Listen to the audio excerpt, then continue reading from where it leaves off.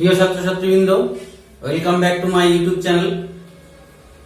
তো তোমাদের আগের ক্লাসে আমরা স্মৃতিবিজ্ঞানের কোন বস্তুর বেগ, ত্বরণ ইত্যাদি পর্যন্ত আমরা নির্ণয় করেছিলাম। তো এবারে কোন একটা কণার বেগ বা ত্বরণ যদি পরিবর্তিত হয়, অর্থাৎ কোন একটা পার্টিকুলার মুহূর্তে কোন একটা ক্ষণিকের জন্য তার বেগ বের করতে চাই বা ত্বরণ বের করতে চাই, তাহলে সেই বেগ বা ত্বরণটাকে বলা হয় তাৎক্ষণিক বেগ বা তাৎক্ষণিক ত্বরণ। তাহলে এই তাৎক্ষণিক বেগ বা তাৎক্ষণিক ত্বরণ আমরা কিন্তু বের করতে গেলে অঙ্কের সাহায্য নিতে হয়, বা কোন একটা সমীকরণ দেওয়া আছে সরণের, সেই সরণের সমীকরণ থেকে আমরা কিভাবে বেগ বের করব, বা হয়তো কোন একটা বেগের সমীকরণ দেওয়া আছে, তাহলে বেগের সমীকরণ থেকে আমরা সরণের মান বের করব। তাহলে সেইগুলো নির্ণয় করতে গেলে আমাদের অঙ্কের সাহায্য নিতে হয়। যে অঙ্কের সাহায্য নিতে হয় সেটা হচ্ছে কলন বিদ্যা। সে অঙ্কের একটা গুরুত্বপূর্ণ পার্ট কলন বিদ্যা, ক্যালকুলাস। সেই ক্যালকুলাসের দুটো জিনিস আমাদেরকে জানতে হবে। সেই দুটো জিনিস হচ্ছে অবকলন, ডিফারেন্সিয়েশন, ও সমাকলন, ইন্টিগ্রেশন। তাহলে এইগুলো সম্পর্কে আজকে আমরা জানবো। তাহলে প্রথমে আমরা যেটা জানবো সেটা হচ্ছে অবকলন, ডিফারেন্সিয়েশন। তো এটা জানতে হলে আমাদেরকে প্রথমেই যে জিনিসটা জানতে হয় সেটা হচ্ছে কোন একটা রাশির মান যদি পরিবর্তিত হয়, তাহলে সেই রাশিটাকে আমরা বলি চলরাশি, ভেরিয়েবল। তাহলে এই ভেরিয়েবল গুলোকে আমরা ইংরেজি যে কোনো লেটার দ্বারা প্রকাশ করে থাকি। সে এক্স হতে পারে, ওয়াই হতে পারে, জেড হতে পারে, টি হতে পারে, ডট ডট ইত্যাদি হতে পারে। তো এবার যদি তাহলে এইগুলো হচ্ছে সবই চলরাশি। এবার যদি দেখি দুটো চলরাশি আছে, যে দুটো চলরাশির মধ্যে একটা চলরাশির মান অপর একটা চলরাশির উপর নির্ভরশীল, তাহলে প্রথম চলরাশিটাকে দ্বিতীয় চলরাশির অপেক্ষক বলা হবে, ফাংশন। অর্থাৎ আমরা y একটা চলরাশি x চলরাশির উপর নির্ভরশীল। যদি y ইকুয়ালস টু হয়তো 3x প্লাস 2 এইরকম কিছু আছে, তাহলে x এর মান যেমন নিব আমরা y এর সেই রকম মান পাবো। তো অঙ্কের ভাষায় এই জিনিসটাকে, অপেক্ষক জিনিসটাকে, ফাংশন জিনিসটাকে প্রকাশ করা y যে ফাংশন অফ x, তাহলে y টা x এর উপর নির্ভরশীল। এভাবে এ পক্ষ দ্বারা ফাংশন বলা হয় এটাকে, অপেক্ষকের ইংরেজিটা হচ্ছে ফাংশন, এ পক্ষ দ্বারা প্রকাশ করা হয়। এবার তাহলে এটা হলো আমাদের অপেক্ষক।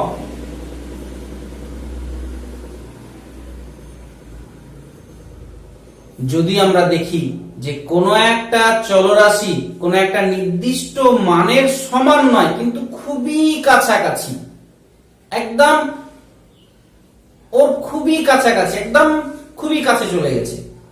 অর্থাৎ আমি হয়তো দেখা যাচ্ছে যে বহরমপুর যাব, তাহলে আমাকে বহরমপুর পর্যন্ত যেতে হবে, তাহলে আমি বহরমপুর যাওয়ার আগের মুহূর্তটা একদম আরেকটু হলেই বহরমপুর পৌঁছে যাব।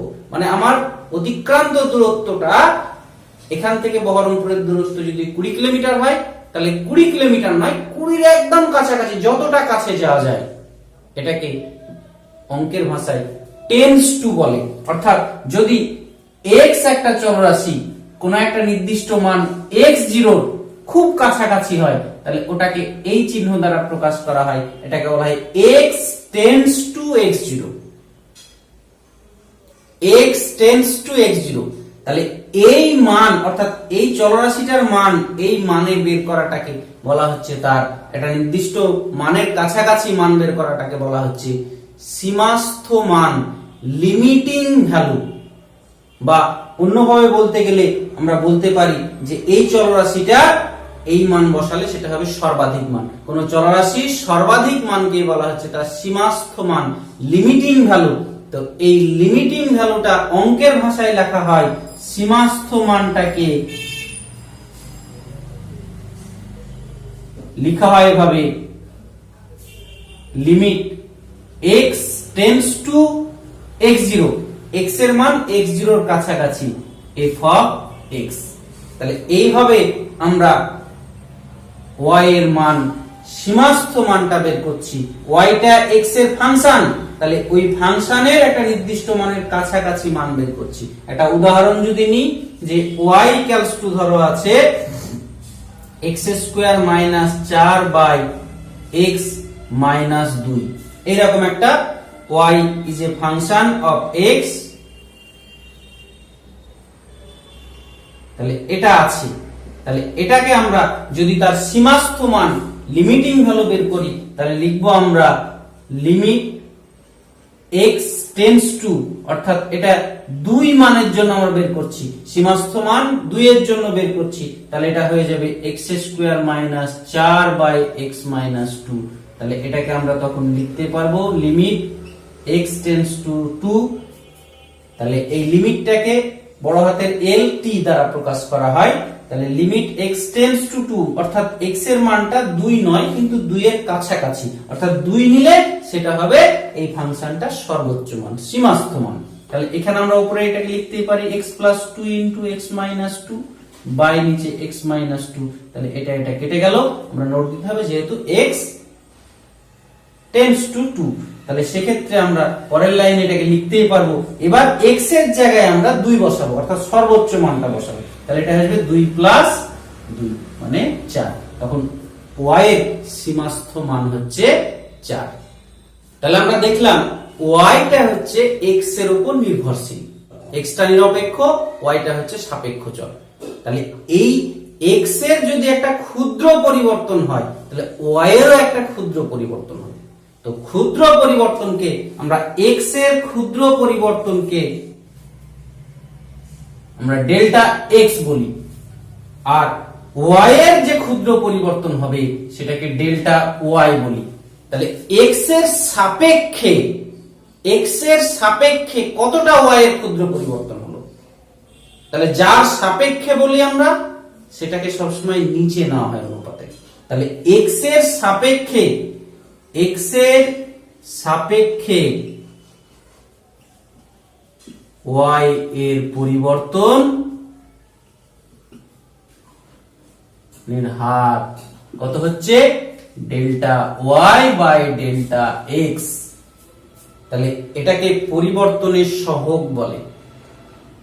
তাহলে এই সহগটার যদি আমরা সীমাস্থ মান বের করি, লিমিটিং ভ্যালু বের করি, যেখানে এখানে বলেছি x এর ক্ষুদ্র পরিবর্তন, যে এই যে x এর পরিবর্তনটা এত ক্ষুদ্র, যদি দেখা যায় যে x এর পরিবর্তনটা টেন্ডস টু 0 হয়, অর্থাৎ শূন্য নয় কিন্তু এত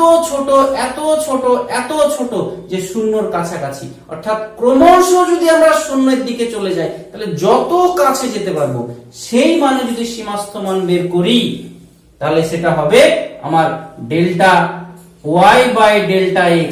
এটা আমরা সীমাস্থ মান বের করছি যখন x tends to 0, delta x tends to 0, অর্থাৎ x এর পরিবর্তনটা এত ছোট, তার সাপেক্ষে আমরা কিন্তু x এর পরিবর্তনের সঙ্গে y এর পরিবর্তনের হার বের করছি। তাহলে এই সহগটা সীমাস্থ মান নিলাম। এটা 0 হলে হবে না, কিন্তু যদি ডেল্টা x 0 হয়ে যায়, কিছুকে 0 দিয়ে ভাগ করলে অসীম হয়ে যাবে, তা কিন্তু নয়। 0 নয় কিন্তু 0-র যত কাছে যাওয়া যায়, তাহলে সেক্ষেত্রে এই জিনিসটাকে বলা হয়, তখন আমরা এটাকে dy বাই dx এই দ্বারা প্রকাশ করি, অর্থাৎ এটাকে বলা হচ্ছে x এর সাপেক্ষে y এর অবকলন, যে জিনিসটা আমরা জানছি।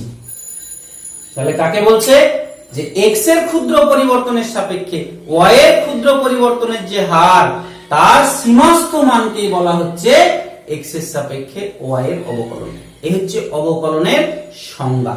তাহলে আমরা অবকলনকে x এর সাপেক্ষে y এর অবকলনকে dy dx দ্বারা প্রকাশ করি। এটা বাই বলা হয় না, বাই বললে সেটা ভাগ বোঝায়, অ্যাকচুয়ালি এখানে ভাগ হয় না, এর কতগুলো নিয়ম আছে, সূত্র আছে। তাহলে সেই সূত্রগুলো আমরা দেখে নেব। তাহলে অবকলন বলতে আমরা বুঝছি যে কোন একটা জিনিসের একটা পরিবর্তন আসবে, চেঞ্জ আসবে। তো এখানে যদি আরো সহজভাবে বুঝতে চাই, তাহলে এই যে একটা বড় টুকরো আছে x, সেই টুকরোটাকে যদি কেটে ছোট করি আমরা, তাহলে যতটা ছোট করতে পারবো, তাহলে ছোট একটা টুকরোকে যদি ডেল্টা x বলি, তাহলে এটাই হচ্ছে x এর আমার অবকলন। তাহলে অবকলন মানে কোন একটা বড় জিনিসকে ছোট ছোট ছোট ছোট ছোট টুকরো করা, অর্থাৎ এটাকে বলা হয় একটা ভাগ প্রক্রিয়া। তাহলে এই প্রক্রিয়ার কতগুলো সূত্র আছে। তাহলে প্রথমেই যে সূত্রটা পাই আমরা, y এর মান যদি একটা ধ্রুবক হয়, কনস্ট্যান্ট, যেখানে c টা কনস্ট্যান্ট, তাহলে তার অবকলনটা হবে dy dx equals to 0। কারণ ধ্রুবক মানে কি, সেটার পরিবর্তন হয় না। আর অবকলন বলতে কি, x এর সাপেক্ষে y এর একটা ক্ষুদ্র পরিবর্তনকে বোঝাচ্ছে। x এর ক্ষুদ্র পরিবর্তনের সাপেক্ষে y এর ক্ষুদ্র পরিবর্তন, তার সীমাস্থ মান। তাহলে পরিবর্তনই যার হয় না, তার কি পরিবর্তন করব, তাহলে সেটা কি হবে, 0 হচ্ছে। তাহলে এই গেল 1 নম্বর। 2 নম্বর হচ্ছে, যদি y equals to একটা x to the power n, যেখানে n এর মানটা একটা বাস্তব সংখ্যা, x টা চলরাশি, n এর মানটা বাস্তব সংখ্যা, তাহলে সেক্ষেত্রে dy dx x এর সাপেক্ষে y এর অবকলন হবে, এই পাওয়ারটা এগিয়ে আসবে আর এই চলরাশির পাওয়ার 1 কমে যাবে। তাহলে পাওয়ারটা গুণ হিসাবে আসবে আর চলরাশির পাওয়ারটা 1 কমে যাবে। নেক্সট 3 নম্বর হচ্ছে, যদি ধ্রুবক আর চলরাশি থাকে, তাহলে সেক্ষেত্রে কি হবে, ধ্রুবকটা কিন্তু ধ্রুবকই থেকে যাবে।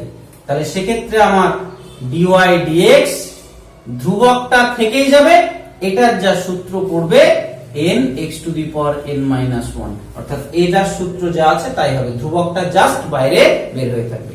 একা ধ্রুবক থাকলে 0 হয়ে যেত, কিন্তু ধ্রুবকের সঙ্গে চলরাশি থাকলে ধ্রুবকটা ধ্রুবকই থেকে যাবে। 4 নম্বর হচ্ছে, যদি দেখা যায় y equals to u plus v, অর্থাৎ কোন একটা চলরাশি দুটো চলরাশির সমষ্টি বা বিয়োগ হতে পারে, অন্তরফল হতে পারে, তাহলে সেক্ষেত্রে আমাদের dy dx হবে d dx of u plus v, u plus minus v। অর্থাৎ আমরা কি করছি, d dx, এই যে d dx y এর জায়গায় আমরা এই মানটা বসাচ্ছি। তাহলে এটাকে আমরা লিখতেই পারবো যে du dx, এটা করছি du dx প্লাস মাইনাস এটার সাথে এটা করলে dv dx, অর্থাৎ দুটোকে আলাদা আলাদা করে নিতে পারছি। তাহলে এই গেল প্রথম 4টে সূত্র। তাহলে এই সূত্রগুলো আমরা দেখে একটু কেমন মনে হচ্ছে, তাহলে সূত্রগুলো আমরা একটা উদাহরণ করি, তাহলে উদাহরণ করলে আমাদের ব্যাপারটা ক্লিয়ার হবে। y equals to x to the power 5 minus 2x to the power 4 plus 3x square plus 4x minus 10 হলে dy dx এর মান কত।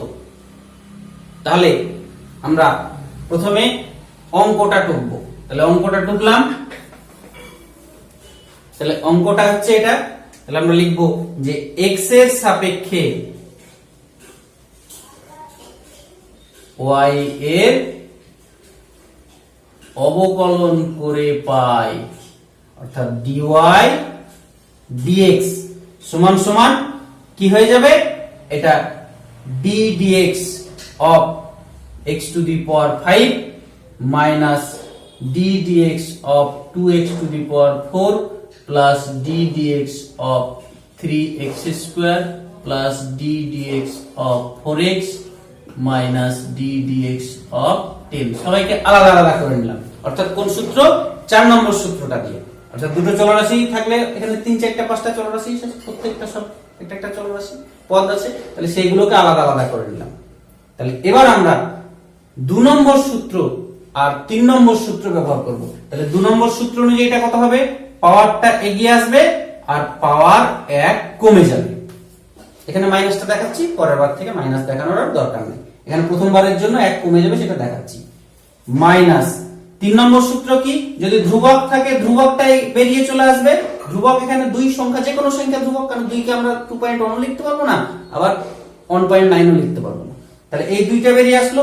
এবার নিয়ম কি, এটা যা সূত্র, এই সূত্র অনুযায়ী এই 4টা বেরিয়ে আসবে আর এর পাওয়ার 1 কমে যাবে, প্লাস এখানেও ধ্রুবকটা বেরিয়ে আসবে, বেরিয়ে আসলো, আর এই পাওয়ারটা এগিয়ে আসছে, ওর পাওয়ার 1 কমে গেল, প্লাস এখানেও ধ্রুবকটা বেরিয়ে আসবে, বেরিয়ে আসলে এর পাওয়ার কত, x এর পাওয়ার 1।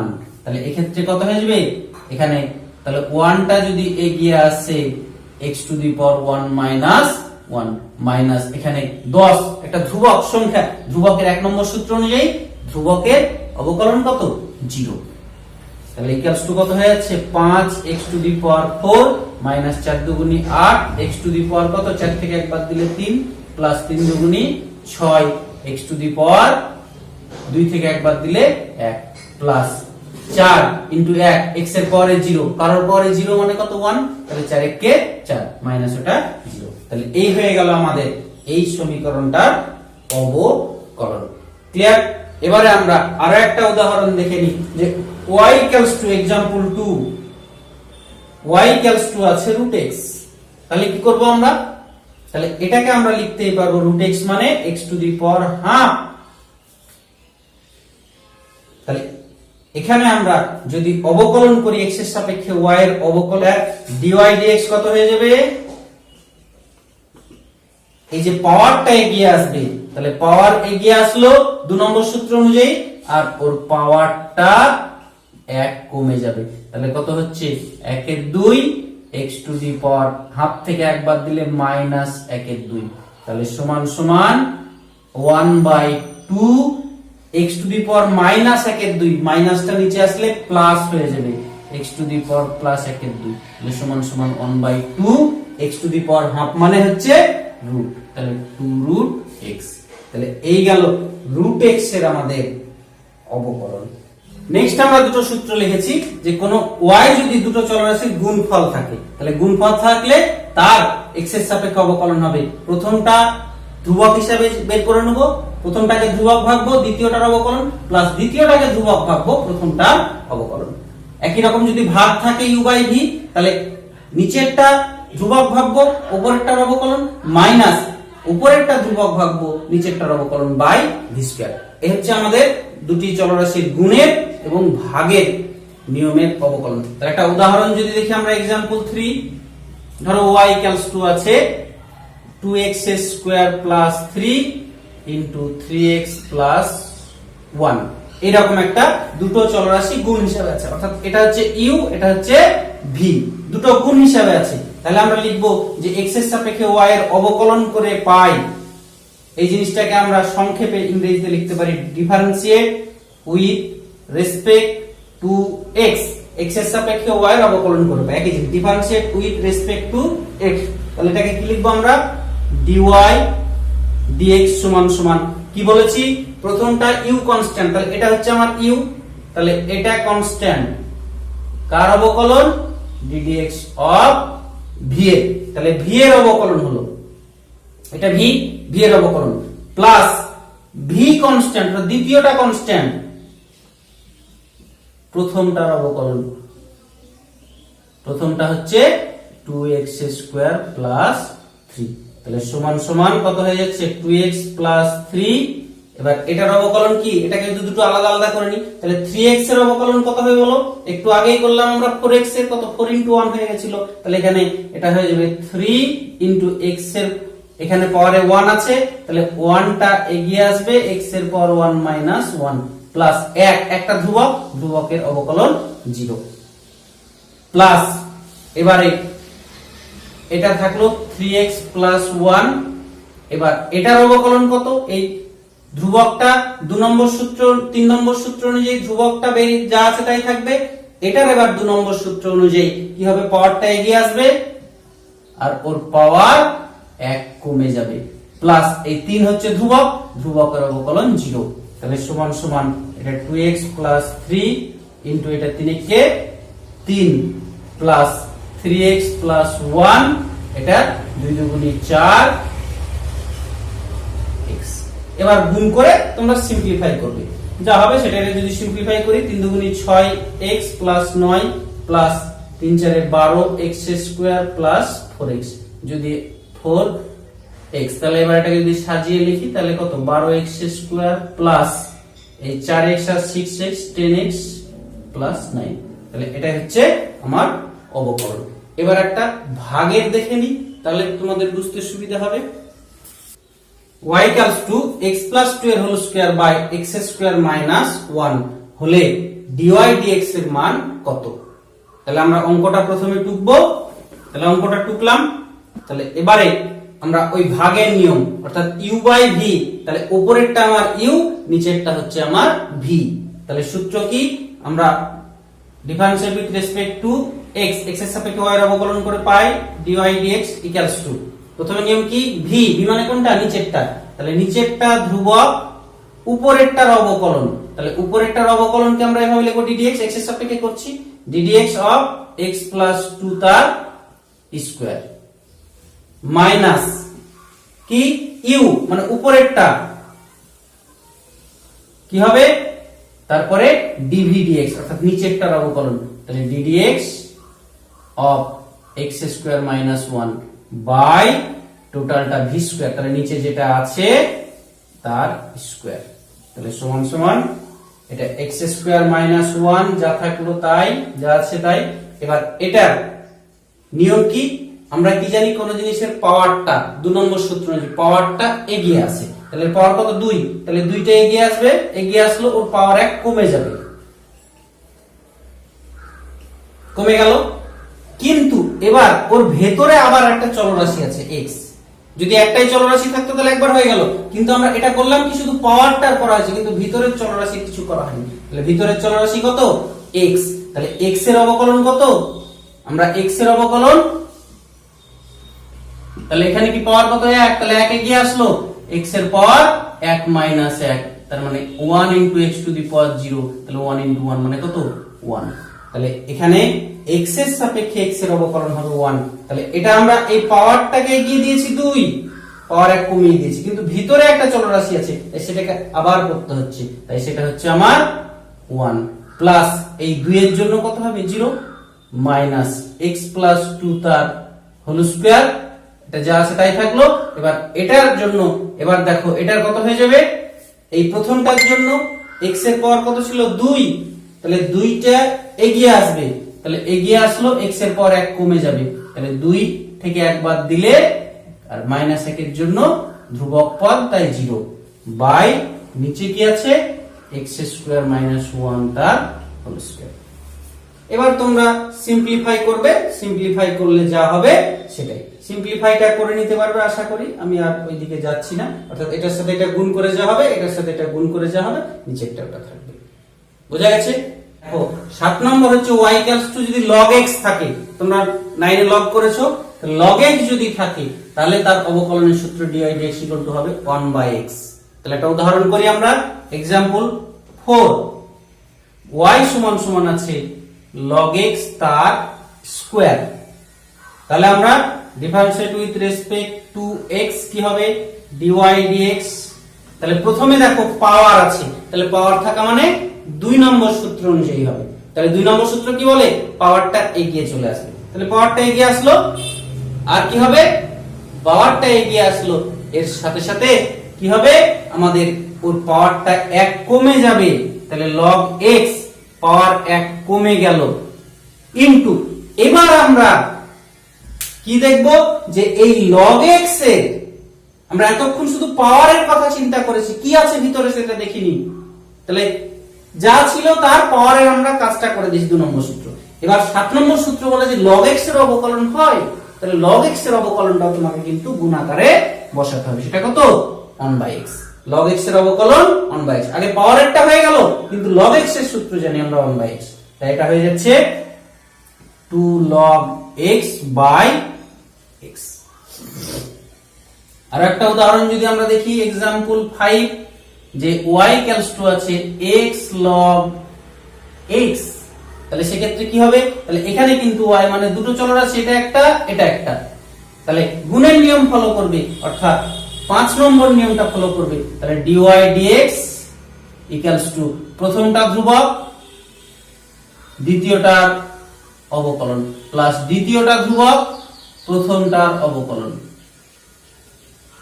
তাহলে x ইনটু log x এর অবকলন কত 1/x প্লাস এটা log x থাকলো 1 x এর অবকলন x এর সাপেক্ষে সেটা কত 1, তাহলে এটা কেটে যাচ্ছে, তাহলে এটা 1 প্লাস log x, তাহলে এইভাবে আমরা এই log x এর অবকলনটা করতে পারছি। এবারে আমরা ত্রিকোণমিতির যে চলগুলো আছে সাইন কস ট্যান, প্রত্যেকটা চলের কিন্তু আমরা অবকলনের সূত্র আছে। তো আমরা অঙ্ক করছি না, আমরা ফিজিক্স করছি, আমাদের যতটুকু দরকার সেইটুকুই করব। তো এখানে আমাদের সাইন আর কসের প্রয়োজন হয়, বাকি আর আমাদের প্রয়োজন হয় না। তাহলে আমরা সাইন আর কসের সূত্র দুটো দেখে নেব। তাহলে আমরা কটা হয়েছে? 7টা হয়েছে। এবার 8 নম্বর সূত্র হচ্ছে y ইকুয়ালস টু, যদি সাইন mx হলে 8 নম্বর সূত্রটা হচ্ছে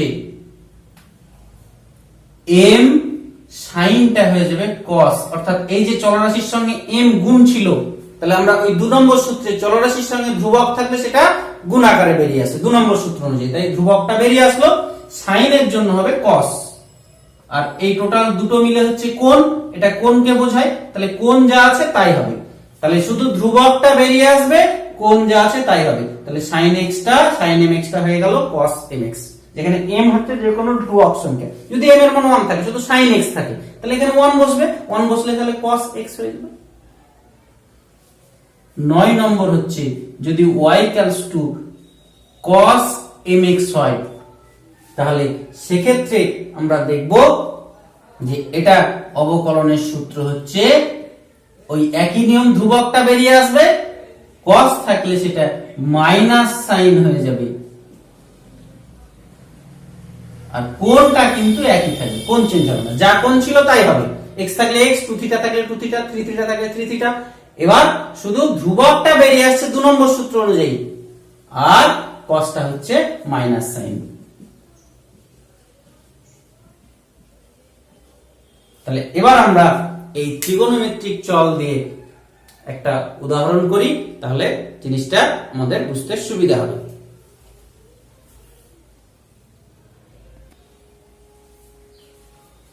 এক্সাম্পল 6 হচ্ছে y equals to sin cube x plus sin 2x minus cos 4x plus 2 আছে, হলে dy dx এর মান কত? তাহলে আমরা অঙ্কটা টুকবো, তাহলে অঙ্কটা আমি টুকে নিলাম। অর্থাৎ আমার বোর্ড আছে, আমি মুছে নিলাম, তোমাদের খাতায় কিন্তু লিখতে হবে, প্রশ্নের পরে অ্যানসার লেখাটা শুরু হবে। তাহলে সলিউশন শুরু হলো। তাহলে এখানে আমরা differentiate with respect to x, কি হবে? dy dx ইকুয়ালস টু, 2 নম্বর সূত্র কি বলে? পাওয়ার এগিয়ে আসবে, তাহলে পাওয়ার এগিয়ে আসলো, sin পাওয়ার 1 কমে গেল, 3 থেকে 1 কমলো 2 হলো। এবার 8 নম্বর সূত্র বলে sin থাকলে সেটা cos হবে, তাহলে এতক্ষণ পাওয়ার একটুকু হলো 2 নম্বর সূত্র অনুযায়ী, sin এরটা হয়নি, তাহলে sin এরটা আমাকে করতে হচ্ছে। তাহলে sin এর অবকলন হচ্ছে cos, তাহলে sin এর অবকলন এখানে কি? ধ্রুবক পদ কিছু নাই, তাহলে ধ্রুবক পদ থাকলে সেটা গুণ হিসেবে আসতো, তাহলে ধ্রুবক পদ নাই, তাই sin এর হয়ে যাবে cos x গেল, প্লাস এবারে দেখো এখানে ধ্রুবক পদ 2 আছে, তাহলে এখানে ধ্রুবক পদটা বাইরে বেরিয়ে আসবে, sin এর জন্য হবে cos, sin 2x ছিল তাহলে cos 2x মাইনাস এখানে ধ্রুবক পদটা কত? 4, তাহলে 4টা বেরিয়ে আসবে, 4 cos এর জন্য মাইনাস sin, তাহলে মাইনাস sin, কোণ যা আছে কোণের কিন্তু পরিবর্তন হবে না, sin 4x প্লাস এই 2টা হচ্ছে একটা কি ধ্রুবক সংখ্যা, তাহলে ওটা হয়ে যাচ্ছে 0, তাহলে এটা হয়ে যাচ্ছে 3 sin square x cos x plus 2 cos x মাইনাসে মাইনাসে প্লাস 4 sin 4x। তাহলে এই গেল আমাদের এই অবকলন। এবার আমরা একটু অন্য রকমের একটা অবকলন করি। x = a sin θ, অর্থাৎ x চলরাশিটা থিটার উপর নির্ভরশীল, y চলরাশিটাও থিটার উপর নির্ভরশীল। তাহলে বের করতে বলছে আমাকে dy dx, অর্থাৎ x এর সাপেক্ষে y, এখানে তো সম্পর্ক না x y, এখানেও নেই। তাহলে তখন আমরা কি করব? এখানে আমরা যেটা করব সেটা প্রথমটা আমরা টুকবো, অর্থাৎ x = আমরা টুকছি, সলিউশন শুরু হচ্ছে x = a sin θ, যেখানে a আর b কিন্তু ধ্রুবক দুটো, a আর b হচ্ছে ধ্রুবক, তাহলে a, b ধ্রুবক। তাহলে এখানে আমার এতক্ষণ x ছিল হচ্ছে কি নিরপেক্ষ চল, y ছিল ডিপেন্ডেন্ট চল। তাহলে এখানে আমরা এই x টা এখন হচ্ছে আমার ডিপেন্ডেন্ট, থিটাটা ইন্ডিপেন্ডেন্ট। তাহলে এখানে লিখবো আমরা differentiate with respect to theta. থিটার সাপেক্ষে অবকলন করছি, তাহলে x এর সাপেক্ষে হলে dy dx লিখতাম, থিটার সাপেক্ষে করলে আমরা কি লিখবো dx dθ সমান সমান ধ্রুবক পদটা ধ্রুবক থাকলো, সাইন হলে কি হয়ে যায় cos, এখানে চলরাশির সঙ্গে কোনো সংখ্যা নাই, তাহলে সাইনটা হয়ে যাবে cos থিটা। অর্থাৎ এখানে সংখ্যা নাই মানে 1, a * 1 দিতেও পারি না দিতেও পারি। এবার আমরা এটা টুকছি y = b cos থিটা। তাহলে একই ভাবে আমরা differentiate with respect to theta, তাহলে এটা কত হয়ে যাবে dy dθ equals to beta b থাকলো, cosটা হয়ে যায় কত মাইনাস সাইন। এখানেও কোনো ধ্রুবক পদ নাই, তাহলে ধ্রুবক পদ নাই মানে এখানে কি 1 আছে, তাহলে 1 বাইরে বেরিয়ে আসবে, b * 1 মানে কত b, তাহলে এখানে মাইনাস সাইন থিটা। এবার কি করছি আমরা, এবার দেখো এই যে জিনিসটা পেতে গেলে আমরা এটাকে ভাগ করছি, তাহলে অতএব dy dθ by dx dθ, তাহলে সমান সমান এটা হয়ে যাচ্ছে minus b sin theta by a cos theta. এটাকে এটা দিয়ে ভাগ করলাম, এটাকে যদি 2 বলি, এটাকে 1 বলি, তাহলে 2 ভাগ 1 করলাম, করে আমরা পেলাম এটা।